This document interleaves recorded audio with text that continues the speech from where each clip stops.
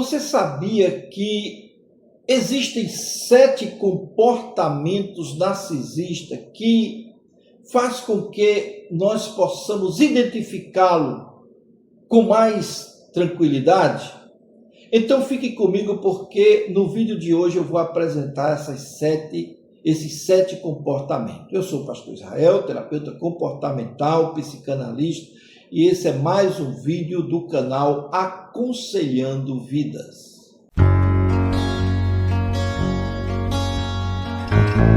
O narcisismo é um tema frequente dentro da psicologia, da psicanálise, da psiquiatria, especialmente quando ela se manifesta em relacionamentos familiares, em relacionamentos amorosos e até mesmo nos relacionamentos profissionais.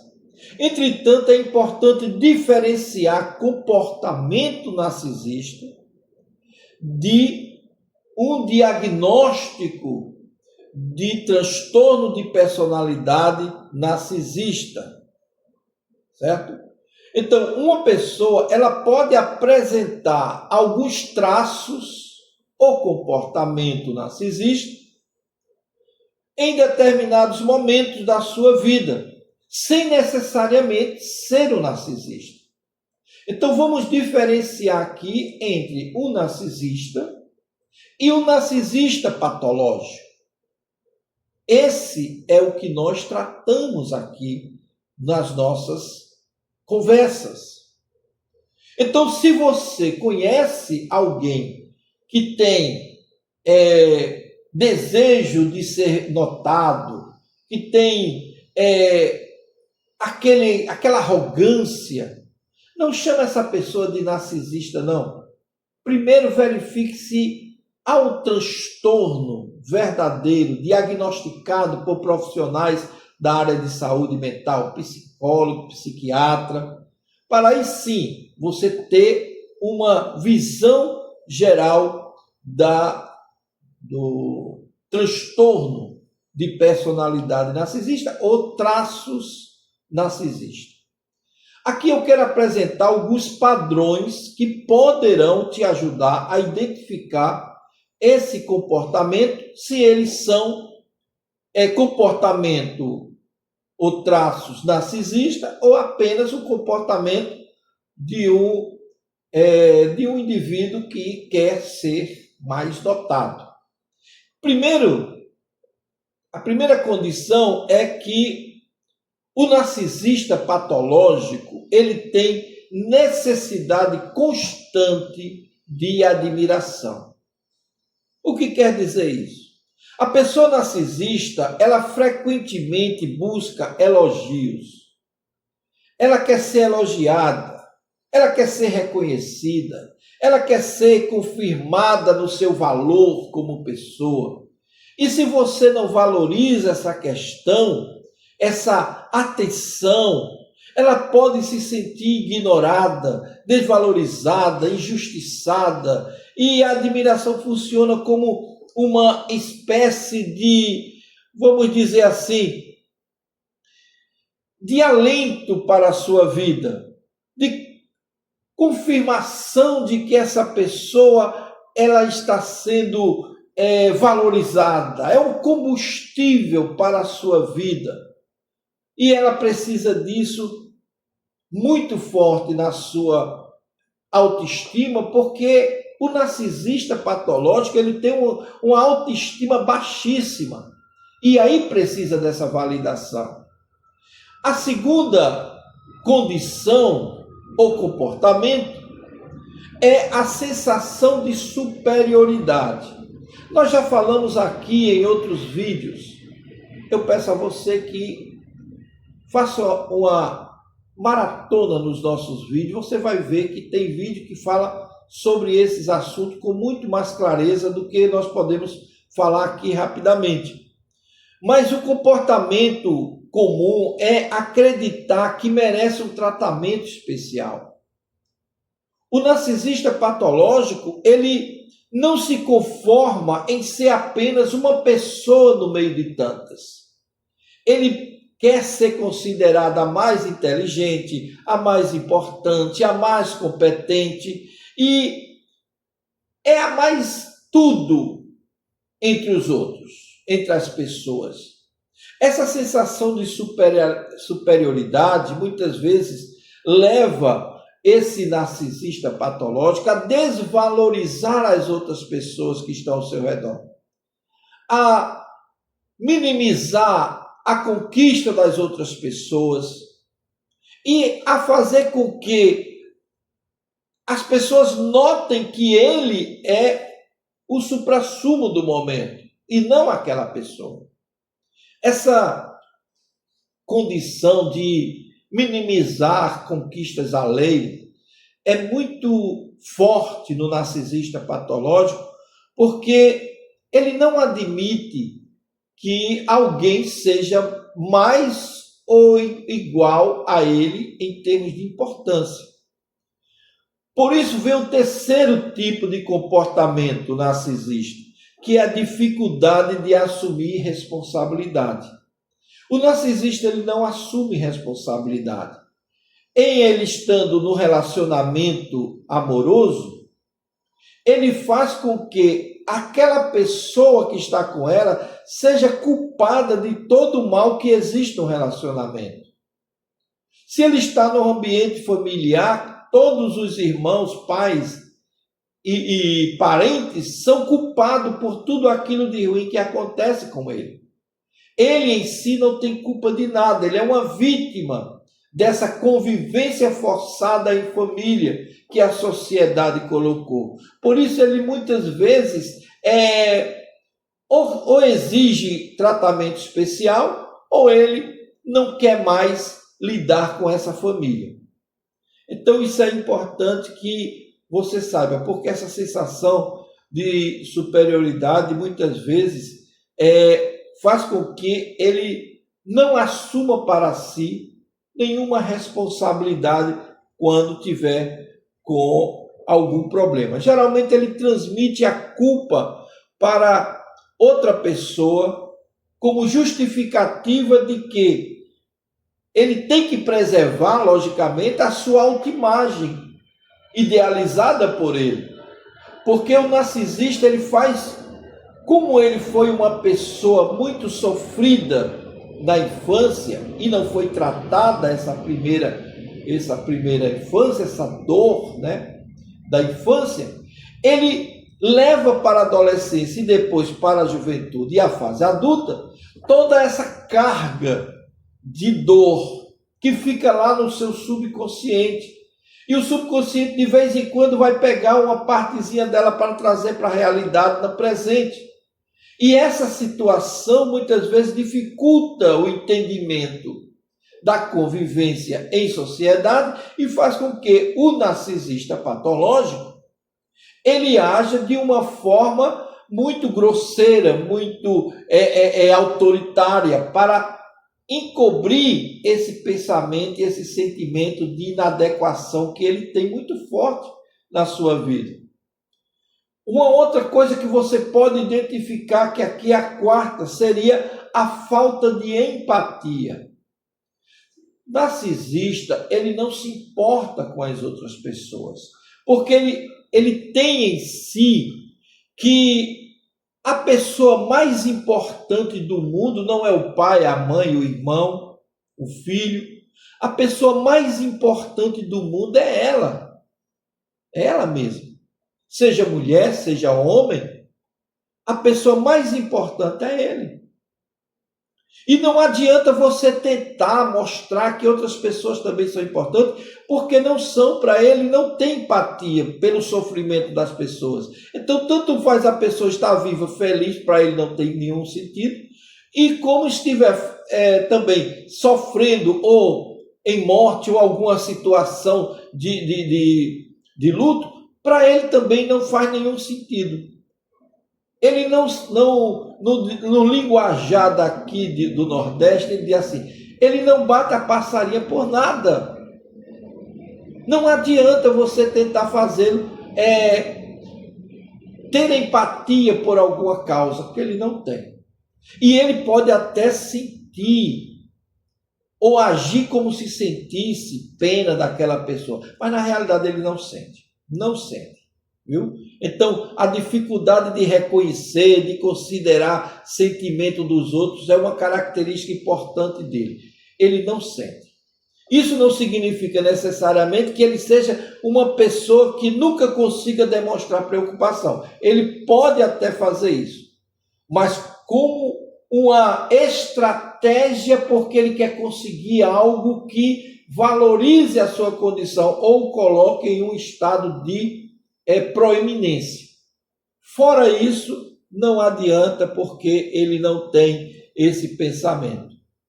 Outra coisa importante, o narcisista patológico, ele tem um comportamento de autoritariedade.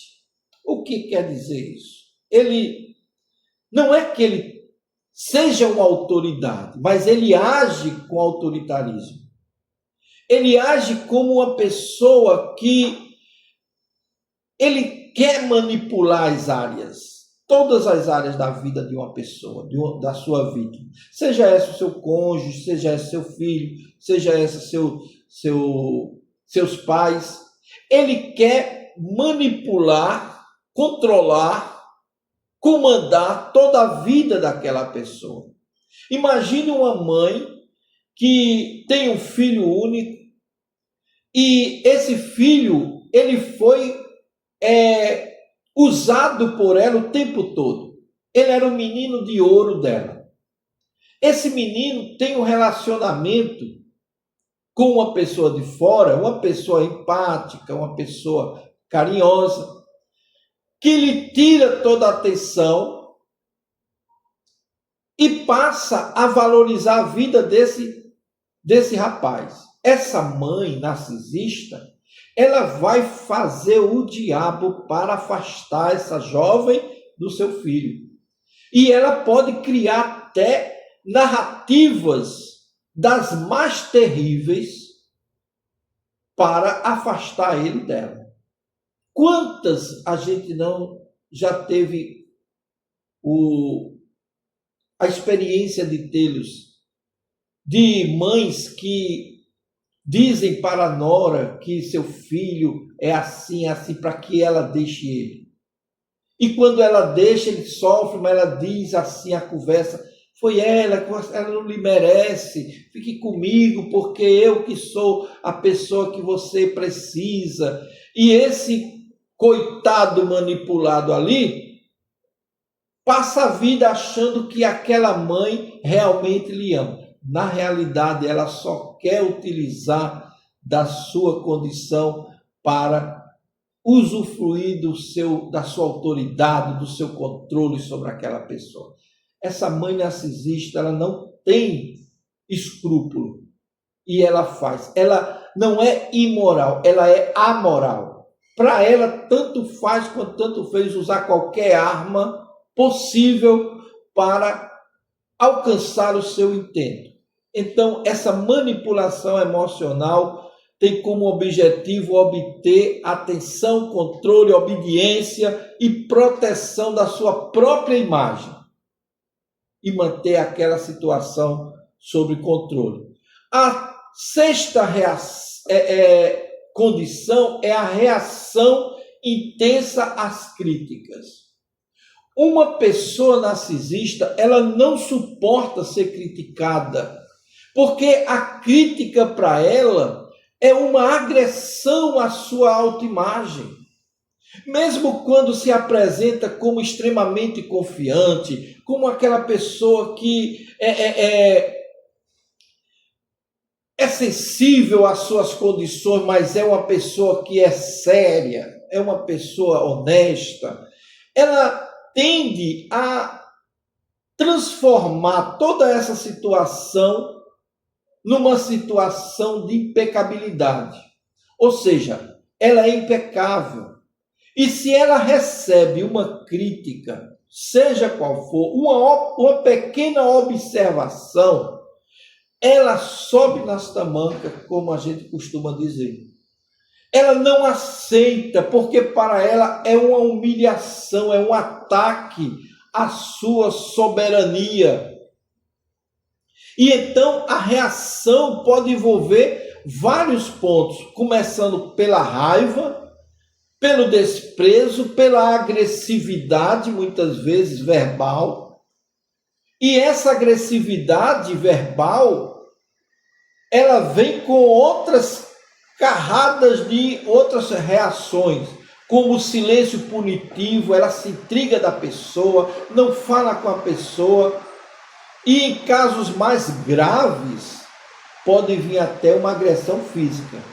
Desde que seja para proteger a sua imagem idealizada, ela vai usar todas as armas possíveis. O sétimo comportamento é o comportamento da idealização e da desvalorização. Veja, o narcisista patológico, para ele conquistar alguém, ele usa a idealização. É o primeiro ato do ciclo narcisista. Essa idealização consiste em elogiar a pessoa, em fazer com que ela seja a pessoa mais amada, querida possível. Ela é toda atenciosa nesse primeiro momento.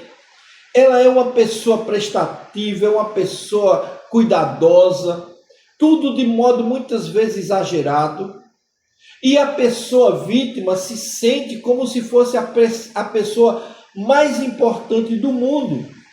Só que chega um momento em que essa pessoa começa a conviver com o narcisista e descobre que aquele perfeito, aquele ser perfeito não era tão perfeito. E quando ela descobre isso, ela começa a arguir sobre o seu comportamento. E isso vai gerar dentro da mente do narcisista patológico um sinal de alerta de que a sua vulnerabilidade estará exposta e a sua real condição pode ser exposta para o mundo. Então ele entra na fase da desvalorização. A parte da desvalorização é a tentativa de esconder quem ele realmente é, agredindo aquela pessoa de forma das mais diversas. Por exemplo, com críticas, com palavras, com piadas, com todo tipo de indireta que ele possa fazer. E quando essa pessoa começa a descobrir que o anjo não é tão anjo assim, então ele começa a criar metodologias para dificultar que essa pessoa alcance o objetivo, que é mostrar ao mundo quem ele é realmente. Como ele já fez todo o aparato necessário para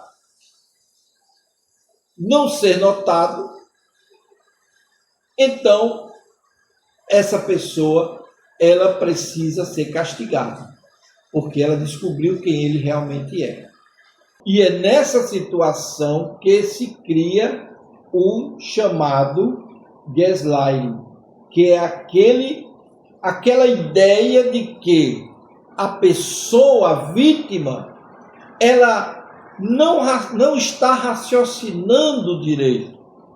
Ela não está no seu sentido normal. Ela está com a sua mente perturbada e ela começa a achar que realmente ele está falando a verdade. E ele usa esse gaslighting para enlouquecer a sua vítima, para que a sua vítima ache que não está batendo bem da cabeça, porque é uma forma de se proteger. E assim sendo, ele começa a criar essa situação. Se ela resistir a esses ataques dele, da desvalorização, ele vai para o terceiro ato do ciclo narcisista, que é o descarte. É quando ele diz, olha, eu aqui não tenho mais nenhum suprimento narcisista para mim. Então eu vou cair fora. Eu vou atrás de de uma outra fonte narcísica. E aí ele deixa a casa, ele abandona aquela pessoa, ele faz a triangulação para ver se ela volta, mas se ela não volta, aí ele vai e faz esse descarte, que não dura muito. Ele vai tentar voltar, né? Com o hovering, que é aquele sugar a pessoa de volta ao relacionamento abusivo. E nesse período tem várias condições que eu falo isso aqui em outros vídeos.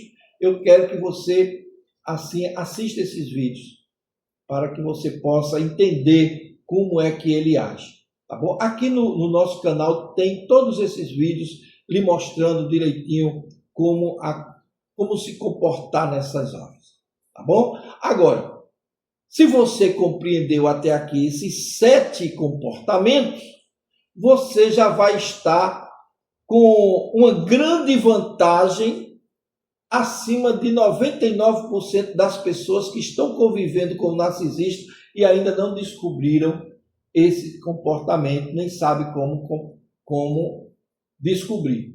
Agora você já sabe, porque você assistiu esse vídeo. E agora eu quero que você faça uma coisa.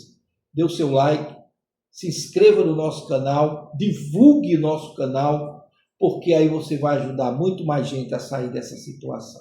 Nós ficamos por aqui, eu espero ter ajudado, e se você quiser mais alguma coisa, entre em contato conosco, tá certo? Eu vou deixar o link aqui embaixo do nosso grupo de apoio, e se você quiser entrar, você entra no grupo de apoio e nós estaremos lhe ajudando de alguma forma, tá certo? Eu te vejo no nosso próximo vídeo.